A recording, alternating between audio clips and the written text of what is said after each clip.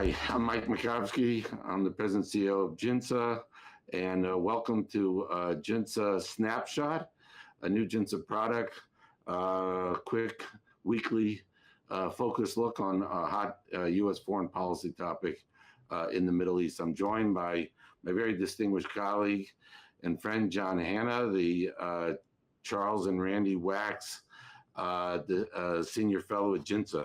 John, it's great to have you. Great. Thank you for having me, Mike. All right. So look, obviously the hot topic of the day, of the week, is the Iran issue. We saw yesterday there were a number of signs pointing out a withdrawal of U.S. non-military personnel from the region, family members of military folks. General Kurilla, the commander of our Mideast Command, CENTCOM, he postponed his scheduled testimony today in Congress, which is highly unusual. President Trump issued some strong statements on Iran, and I'll highlight one other statement by Steve Witkoff, who's basically been the Trump's point person on the Iran issue, among other foreign policy issues. He said last night, Iran must never be permitted to enrich uranium or develop any nuclear capability. He said that nuclear Iran poses a, quote, existential threat to Israel. But he also said very significantly that it poses a, quote, existential threat to the United States and the free world and the entire, Gulf Cooperation Council. He says, we must stand resolute and united against this danger and ensure that Iran never obtains the means to achieve its deadly ambitions, no matter what the cost. John, what do you make of all this? Well, listen, Mike, we've been up and down the hill of a possible military strike to destroy Iran's nuclear program for a very, very long time. So one hesitates to predict with any level of certainty that, well, this time it's for real. But I've got to say that this time it does really begin to feel different. I think you and we've talked a lot about this since at least last fall, when Israel took Hezbollah out of the game and then went in and destroyed all of Iran's long-range strategic air defense capabilities, and especially with President Trump's return to the White House, that 2025 was shaping up to be finally the decisive year in getting to a conclusion with this very dangerous Iranian nuclear weapons program that really now is on the cusp of turning Iran into a nuclear weapon state. As a lot of people, we prefer that it be done through a negotiation that actually ends Iran's enrichment program, which is the critical pillar of getting to a nuclear weapon. But if it can't be done through negotiations, if the Iranians refuse to take the diplomatic off-ramp that President Trump has given them, then, as President Trump has said repeatedly, the only other alternative is to strike Iran decisively to destroy that program.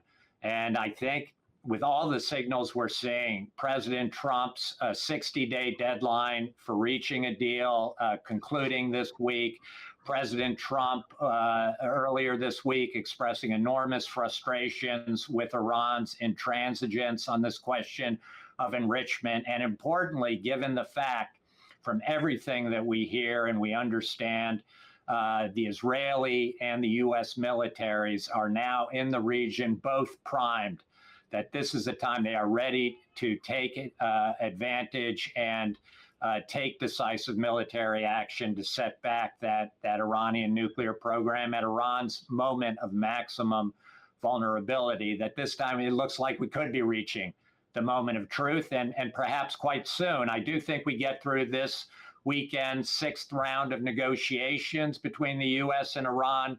But if Iran continues to insist that it is going to maintain an indigenous enrichment program on Iranian soil, then I think we could be just days or weeks away from an end game here of decisive military action against Iran. I'd say to our listeners that you and I had the chance to talked to a very senior CENTCOM official just earlier this month, and he told us at that time that he thought we were probably weeks away from reaching a climax on what we were going to do to resolve this Iranian nuclear program. And I think you and I both really took notice of that. But as the events of this week suggest, he may well have been right about that. So it could be a hot summer, a hot early summer, and people ought to buckle up. My only question is, while I know CENTCOM and the IDF are deeply integrated and collaborating and cooperating with each other and are prepared to do so on this question of possible military action against Iran, are our political leaderships, President Trump and Prime Minister Netanyahu in particular, similarly synchronized in their strategy on how to end this Iranian nuclear program. I really hope that they are, but I do have a much higher sense than I've had in any point in the recent past that we're going to find out fairly soon. Well, yeah, one question on that, one follow-up is that, look, I don't think the Iranians will accept these no enrichment terms. They've made that clear. I don't think they would want to be seen as capitulating the United States, and it's such a dear project to them for decades. So you think maybe is the variables here or the wild cards, is it Washington and Jerusalem? Like if the Trump wants to continue talks, or how do you see that? And how do you see Netanyahu's calculation here?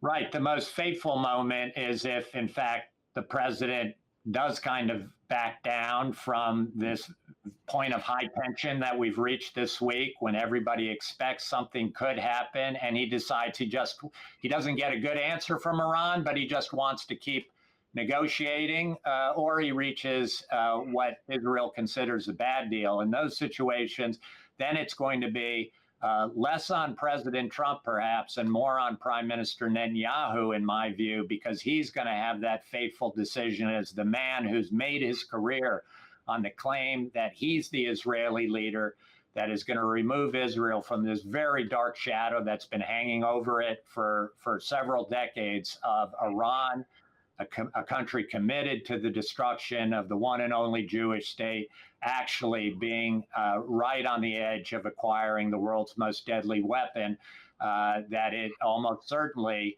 it could plausibly use against Israel to catastrophic effects. I think Prime Minister Netanyahu has made his career that he will not allow that to happen. He will not allow anything to stop him from doing whatever's necessary to prevent that kind of outcome. So it would be a fateful moment if he had to do it without the cooperation and approval and green light from the President of the United States.